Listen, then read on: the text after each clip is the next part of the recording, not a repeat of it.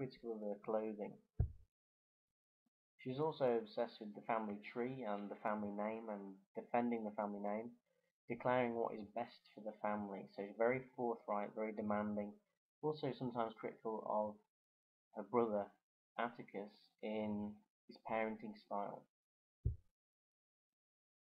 And here we have it. When Alexandra moves in, she wants to provide a female role model for Scout, and she wants to change Scout. She does see Atticus as soft-hearted, as kind, but she sees him as lacking something in his approach. She thinks he exposes the children to too much, and that he needs to shape them into people who are going to fit in to the social hierarchy better. Because Atticus is a liberal, he perceives the social hierarchy, but he wants to start to change it, at least gradually, whereas Alexandra fully subscribes to the systems that are in place. She fits into making society perfectly, and she wants to change Gem and Scout so that they do the same. This is her condemnation of Walter Cunningham, so she's completely intolerant of what she would perceive as the lower classes. She doesn't want him coming round for dinner. She sees him as trash. Scout completely does not perceive that. Again, the children more innocent, but Alexandra is staunchly against it.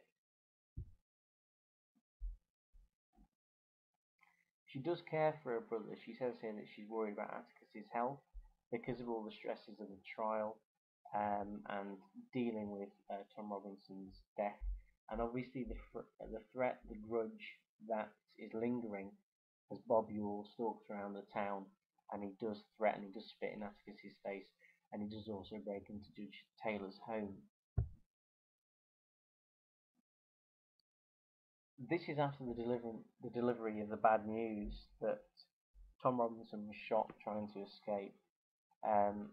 Atticus and Calpurnia have left to give Helen the news, and Alexandra is left with the missionary society, and she must retain her composure in a crisis here, and Scout does have some admiration for that.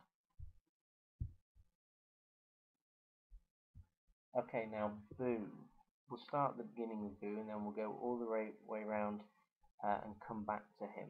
Okay, the second part of these quotes is based around the trial. Boo is one of those characters that fits into both areas. So in part one, his interaction is mainly with the children. They regard him as a malevolent phantom, as some kind of evil and secretive being. They're fascinated by him. All sorts of rumours about him eating squirrels and all sorts of zombie-like images that Jem particularly talks about at the beginning. Now, when his father dies, he's taken out. This is what Calpurnia says of him: the meanest man God ever blew life into, and he's the man that has kept his son as punishment, very long-term punishment, Boo indoors all this time. Okay, the intimation is that it's psychological, that he's kept him in there, not really through chains, but through psychological domination, which is another type of cruelty. This is when the children are playing outside. Scout and Jem and Dill, they're actually putting on a play imitating the Radleys, and Atticus catches them and tells them off, and they hear laughing. This is the very end of chapter 4, which seems to suggest then that he's a sensitive and good-humoured character. He's not the evil threat. The first start of hints here that all these fantastical imaginings, all these ridiculously horrific images that they have of this malevolent phantom aren't reality. He's actually laughing at the children. Creative, sensitive. This is one of the many gifts. Obviously, the carvings that he makes out of soap are of Jem and Scout. So again, more hints that he's watching them, that he's a friendly person, he's not a threatening presence. Again, he actually acts to protect Scout. This is Miss Maudie's fire. He gives her a blanket to keep her warm. Now later on, this is after the trial, Scout also an indication here that she's growing up. She feels guilt for ever having tried to poke notes through his window or slap the door of the Radley house or peering through the window. she sees that as tormenting him, and she now has a sense of what he must have felt like inside the house. So she is maturing as well, and she has now a sense of empathy and another person's perspective, and that's developing as the whole novel develops. This is when they finally meet. So we see he's quite a pitiful character. We feel a great deal of sympathy for him. Of course, he hasn't seen much light, so he's very pale. His hair is very malnourished and very thin and weak. His chins are hollow. Cheeks are hollow. Sorry. He looks frail and fragile. Obviously, that's a visual indication of the suffering and the cruelty that he's been submitted to, and that he's endured inside that house. Now, Atticus, another character that obviously a main character that goes through both of the subplots, both the children and Boo and the trial. So just start at the beginning with Atticus. Macon born and bred. So he is known to his people, so he knows the area inside out. He's known and loved and admired in many ways until this trial comes along, which really divides opinion on Atticus. So he is someone who is really based in Macon all his life. So he knows its flaws, its idiosyncrasies.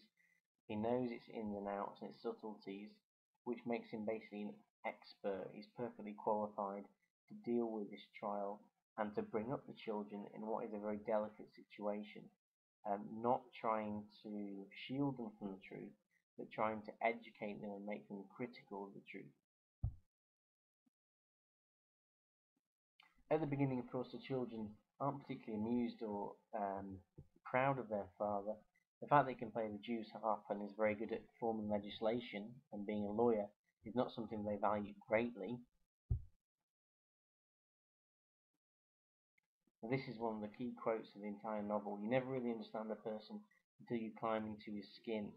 This is all about teaching a scout appreciation for what it is like to be in someone else's shoes. Be it Tom Robinson, be it the Cunninghams, be it Boo, whoever it might be it Mayella even. He wants her to have a sense of other people's perspectives, and that way she won't be so judgmental, she won't be so harsh on people, and she can actually work problems out. Because remember, Scout at this stage actually gets into quite a lot of fights with the children at school. She is quite confrontational, and she needs to really calm her temper and check herself and think about how she behaves. This is Atticus talking to Uncle Jack after the incident when Uncle Jack punished Scout for hitting her cousin Francis. Jack skirts around this question about what a whore lady is, and Atticus says, tell the child the truth. Okay, so he's all about honesty in bringing up children. This again sums up really Atticus's bravery, simply because we were like 200 years ago, i.e. because racism has been around part of the cultural mindset of this, particularly the southern states of America, for so long. There's no reason that we shouldn't try. So he's determined to at least try in the court case, and of course that's why Judge Taylor appoints him. And this is a very noble endeavour that he's trying. Just like Mrs. DeVos, she's inevitably going to be defeated. Atticus, the same. I mean, there is some tension here, there is some suspense, but it is essentially inevitable that the jury will give a guilty verdict, given the times that they were living in. But he still sees it as a worthwhile pursuit anyway, and he's quite satisfied just to get the jury to stay out for a few more hours than usually be expected. This is towards the end of part 1, of course. As the trial's gearing up and word spreading, Atticus is worried about the children. He wants to not necessarily protect them from the truth, as I've said, but he wants them to be aware of the prejudice that exists without actually contracting it. He calls it a disease because he doesn't really understand quite how people lose their minds when it comes to skin colour. Everyone seems to have their faculties and their judgment in order. Then as soon as a black man allegedly transgresses or commits a crime, then all logic, all rationality seems to go out the window. He wants his children to retain their good judgment and their sense of fairness and equality.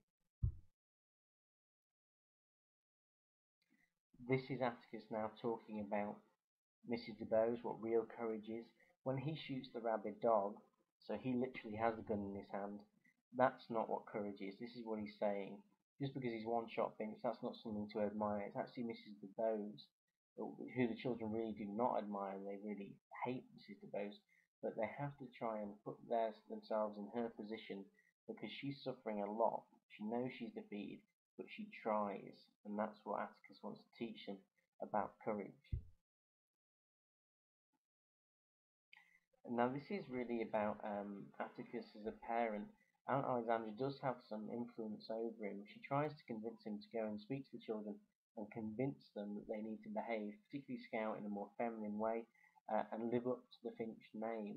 Atticus doesn't really believe that. He often talks about an ancestor who kind of embarrassed the family, who Aunt Alexandra would deny. And he realizes that he can't manipulate the children in this way. He's not being honest to himself. And Scout actually says it takes a woman to do that kind of work, to tell the children that they need to change their social attitudes in such a blunt way.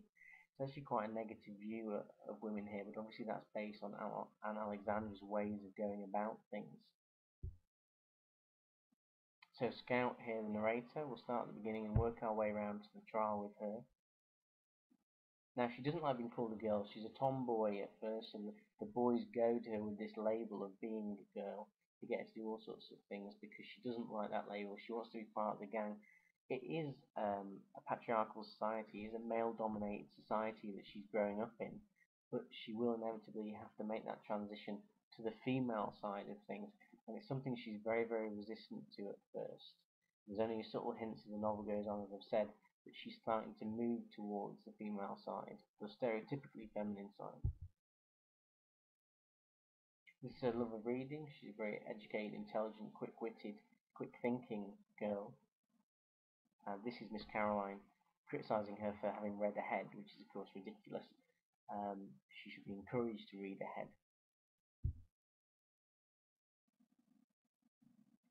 This is now her ability to retain some composure and actually step back from a fight. Being able to restrain herself is a sign of maturity, and she's actually following Atticus's advice. He doesn't want them to get into conflict. He knows they're going to be criticised because their father is defending a black man, but she walks away, and that takes courage. Now the trial. So this is largely part 2 of the novel. We'll start off looking at Bob Ewell, obviously Mayella's father, one of the most hateful characters, the most racist characters in the book. Sitting smugly, he stirred up the court. He likes to think of it as a spectacle, like a circus. Like he really sees this case as open and shut. It's really quite clear. He knows the truth, of course, of what happened, but he's quite prepared to lie and to blame Tom Robinson, to actually accuse him of rape, when of course that's not what happened. It was Mayella that was trying to seduce him to kiss him, having invited him into the house. So he has no regard for the black community, and he has no regard also for the court. He calls the judge captain. He treats the actual court with very little respect. This is after the trial, because he's been humiliated in the courtroom. Everyone knows that he's a liar because of what Atticus proved. Tom Robinson can't use his left hand. Mayella was bruised on the right side of her face. Bob Ewell is left-handed, so it's quite obvious that Tom couldn't have beaten Mayella, but Bob Ewell could have. So he feels humiliated that he's been exposed as a liar in the courthouse, and also the judge made a mockery of him, really, as well. So he's harbouring this resentment, and he tries to actually confront Atticus, and this is when he spits in his face, the ultimate insult. But Atticus is big enough to walk away from this, just like Scout walked away from the fight in the playground. Hecate, the sheriff, he warns Atticus. He is concerned